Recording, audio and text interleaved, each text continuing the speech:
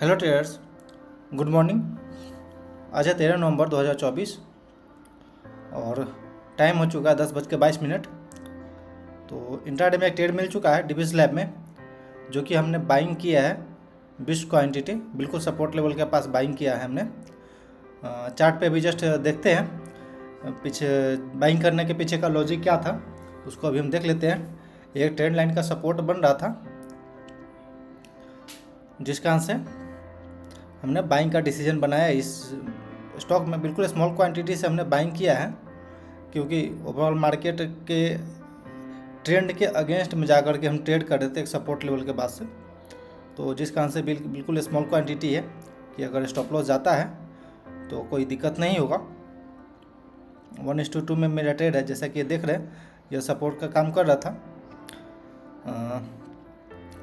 उसके बाद डे लो का स्टॉप लॉस रहेगा मेरा 5735, यानी 5735 के पास मेरा एंट्री हुआ है 20 क्वांटिटी। एक बार और डिसीजन करते हैं, अगर नीचे आती है तो कुछ क्वांटिटी ऐड करने का हम कोशिश करेंगे। फिलहाल मेरे पास 20 क्वांटिटी है और ट्रेड लेते ही बहुत अच्छा परफॉर्मेंस दिखाया और लगभग 500 तक का हम लोग प्रॉफिट में भी चल रहे हैं। 400-500 तक का आसपास में तो एक बार मूवमेंट आई थी। तो अगर 5785 के नीचे 5780 के पास में 75 के पास में बुक कर लेंगे हमें, अगर थोड़ा सा और ऊपर मूवमेंट आती है तो, क्योंकि वहाँ पर रेजिस्टेंस फेस कर सकता है। अभी 5760 के आसपास में ट्रेड कर रहा है, तो 1:1 तो अभी मेरा टारगेट हिट कर दिया, लेकिन अभी 1:2 के लिए हम वेट कर रहे हैं। अगर पर एक ये रहेगा कि मेरा रिस्क जो है बिल्कुल फ्री हो चुका है, रिस्क फ्री ये ट्रेड हो चुका है मेरा। अब थोड़ा अगर नीचे की ओर ये जो बड़ा वाला कैंडल है, अगर इसको ब्रेक कर देता हम फिर एग्जिट कर देंगे ट्रेड को। उसके बाद कोई सेंस नहीं बनता है ट्रेड को होल्ड करना, क्योंकि ये एक ओवरऑल मार्केट तो निगेटिव ही है। थोड़ा सा बाउंस का हम सोचे थे, बाउंस पे एक ट्रेड लेकर के प्रॉफिट बुक कर सकते हैं, जिस कारण से हमने ये डिसीजन बनाया बाइंग का। बट अगर वहाँ से अगर ब्रेक करके नीचे चल जाता तो फिर हमें एग्जिट कर देना चाहिए ट्रेड को। जहाँ तक ये देख रहे हैं कि रेजिस्टेंस फेस कर रही है और ओवरऑल मार्केट में एक सेल ऑन राइज जैसा चल रहा है। ओके, जस्ट देख सकते हैं आप, 1 सेकंड के अंदर ही जज्बात बदल गया। ओके, 1 मिनट के अंदर जो कैंडल 500 रुपये का प्रॉफिट दे रहा था वह बिल्कुल फ्लैट हो चुके हैं अब हम लोग। तो एक सपोर्ट लेवल के पास ऐसा स्पाइक आया था, तो हमने सोचा थोड़ा सा और स्पाइक आएगा तो प्रॉफिट बुक कर लेंगे। 10 रुपये के कारण वहाँ से बुक नहीं कर पाए। मात्र 10 रुपये और ऊपर जाता तो ज़रूर हम था कि बुक कर लेते। 70-75 के पास आता तो हम जरूर बुक कर लेते। तो 65 से ही मूव कर गया डाउन साइड की ओर। तो पता नहीं, देखते हैं। पर जो स्ट्रॉन्ग कैंडल, जो रेड वाली कैंडल है, उसके नीचे अगर आती है तो हम एग्जिट कर लेंगे ट्रेड को। यानी कि लगभग एग्जिट करने का मेरा रहेगा 5730 के आसपास में, या फिर 30 के आसपास में, या 25 के आसपास में हम बुक ही कर लेंगे। ऐसे तो मेरा स्टॉप लॉस 5710 का है, बट कोशिश करेंगे हम पहले ही एग्जिट कर लें। ओके ट्रेड्स, जैसा कि देख रहे हैं स्टॉप लॉस मेरा हिट हो चुका है। पहला ट्रेड था डिविस लैब का, जिसमें भी कि 173 रुपये 173 रुपये स्टॉप लॉस जा चुका है। और दूसरा ट्रेड हमने एशियन पेंट बाई किया था वापस, तो उसमें भी 450 रुपये का स्टॉप लॉस जा चुका है। तो दो ट्रेड हमने डिसिप्लिन को ब्रेक करके किया, ये बहुत बड़ी गलती हमसे हो गई और ऐसा नहीं करना चाहिए था। और सबसे पहले तो डिसिप्लिन यहाँ हम डिविस लैब में ही ब्रेक कर चुके थे, जिस कारण से इतना भारी नुकसान चुकाना पड़ा हमें। जब भी आप मार्केट में अगर इंट्राडे ट्रेड करें तो डिसिप्लिन बहुत इंपॉर्टेंट होती है।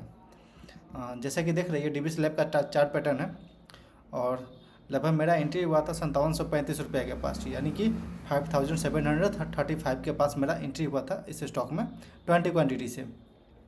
वीडियो के आगे देखेंगे, और हमसे बहुत बड़ी गलती हो गई कि हम इसे रैंडम कहीं भी एग्जिट कर दिए ट्रेड को। तो ये जो कैंडल बना, बड़ा वाला कैंडल जो बना, इस पर ही हमने एग्जिट कर दिया ये थिंकिंग के साथ कि स्टॉक फॉल करना अब शुरू कर चुका है, अब नीचे की ओर जाएगा। बट यहीं पे संभल गया और डबल पैटर्न पैटर्न बनाया और ऊपर से वापस निकल गया अपसाइड की ओर।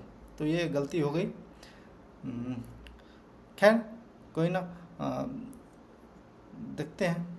डिसिप्लिन बहुत इंपॉर्टेंट होती है इंट्राडे ट्रेडर के लिए। जब तक आप डिसिप्लिन मेंटेन नहीं करेंगे तब तक आप पैसा बनना इंट्राडे में बहुत मुश्किल हो जाएगा, बहुत ही ज़्यादा। तो ये रहा DBS लैब का चार्ट पैटर्न का हमने जो बाई किया था। और दूसरा ट्रेड था मेरा एशियन पेंट का, जो कि हमने 11:22 पे 50 क्वांटिटी से एंटर किया था स्मॉल स्टॉप लॉस के साथ। तो इसमें भी स्टॉप लॉस मेरा हिट हो चुका है। तो चलिए चार्ट पे बात कर लेते हैं कि क्या लॉजिक थी मेरे ट्रेड लेने के पीछे का लॉजिक क्या था। तो जैसा कि ये देख रहे हैं चार्ट पैटर्न है, बैक टू बैक अच्छा खासा गैप डाउन खुलने के बाद डाउन साइड की ओर जा रही थी। तो आई थिंक कि यहाँ से अब एक FNO का स्टॉक है तो शॉर्ट कवरिंग आना चाहिए, जिसके थिंकिंग से या फिर अपने डे हाई को, अपने जो गैप डाउन खुला था उसके हाई को एक बार टेस्ट करेगा, वापस नीचे की ओर जाएगा लोअर हाई लोअर लो का फॉर्मेशन करके। तो जिसके थिंकिंग से कि हमने इसमें बाइंग साइड का डिसीजन बनाया है। तो अगर स्मॉलर टाइम फ्रेम पे देखें तो इसको हमने 5 मिनट टाइम फ्रेम पे देख करके ही बाइंग का डिसीजन बनाया था। यहाँ से एक ट्रेंड लाइन बन रही थी और मॉर्निंग में उसमें ब्रेकआउट जैसा फॉर्मेशन हुआ था स्मॉलर टाइम फ्रेम से। जैसा कि ये यहाँ पे हमने लगा ब्रेकआउट हुआ, वापस रिटेस्ट, देन यहाँ इधर कहीं कंसोलिडेट कर रहा था। तो फिर हमने बाइंग का डिसीजन बनाया और सोचे कि ऐड करेंगे, बट इधर ही कहीं को बाइक की है हमने कि 2479 के पास, यानी कि 2479 के पास हमने बाइंग का डिसीजन बनाया और स्टॉप लॉस 2470 का स्टॉप लॉस था। तो छोटा सा इस जो डबल बॉटम पैटर्न छोटा सा बन रहा है, इसके नीचे का ही सिंपल स्टॉप लॉस हमने डाले थे, क्योंकि बड़ा स्टॉप लॉस लेने से कोई फ़ायदा नहीं है कि ओवरऑल मार्केट के अगेंस्ट में जा के हम ट्रेड कर रहे हैं। क्योंकि ओवरऑल मार्केट में तो वीकनेस बिल्कुल दिख रही है, अभी तक कोई प्रॉपर स्ट्रेंथ तो नहीं आया, जिस कारण से बिल्कुल स्मॉल क्वांटिटी और स्मॉल रिस्क के साथ ही हम ट्रेड करेंगे इसमें। तो ये सिंपल डिसीजन था, बट इसमें भी स्टॉप लॉस मेरा जा चुका है। 1:2 का ये भी ट्रेड था, बट इसमें 450 रुपये का स्टॉप लॉस मेरा हिट हो चुका है। तो ये मेरा आखिरी ट्रेड रहेगा आज के दिन का। तो टोटल 623 रुपीज़ का स्टॉप लॉस मेरा गया आज के दिन पे। तो कोई बड़ा नहीं गया है, बट ये मेरी गलतियों की वजह से गया है। तो जितनी ज़्यादा डिसिप्लिन मेंटेन कर पाएंगे आप, जितना ज़्यादा अपने रूल्स को फॉलो कर पाएंगे, उतना अच्छा परफॉर्म कर पाएंगे। नहीं तो फिर वापस मार्केट में स्टॉप लॉस ऐसे ही जाते रहेगी और ओवर थिंकिंग की वजह से हम एग्जिट कर दिए ट्रेड को। तो ये बहुत बड़ी गलती रही। और छोटी, पता नहीं ऐसे क्यों होता है कि ओवर थिंकिंग हो जाती है। और जो ट्रेड में हम इंटर कर गए, जो डिसिप्लिन, जो प्लान के साथ हम इंटर कर गए, उस प्लान को पता नहीं क्यों छूट जाती है हाथों से, और उसके अपने दिमागों में फालतू की बातें घूमने लगती है कि ये ट्रेड अच्छा है, वो ट्रेड अच्छा है, ये चार्ट पैटर्न अच्छा है। तो ये चीज़ें हमें कैसे भी करके प्रॉफिट नहीं करने देगी। अगर हमें प्रॉफिट करना इंट्राडे ट्रेडिंग से, तो इस चीज़ को हमें बिल्कुल साइड रखना पड़ेगा, नहीं तो वापस कुछ मुश्किल है कुछ कहना। तो ये तो एक स्मॉल क्वांटिटी था, इसीलिए हमने थोड़ा सा स्मॉल क्वांटिटी से ही ट्रेड करने का शुरुआत किया इस महीने में। क्योंकि पिछले कुछ दिनों से मेरा छुट्टी पे था, तो बड़ा क्वांटिटी लेने का कोई सेंस नहीं बनता है।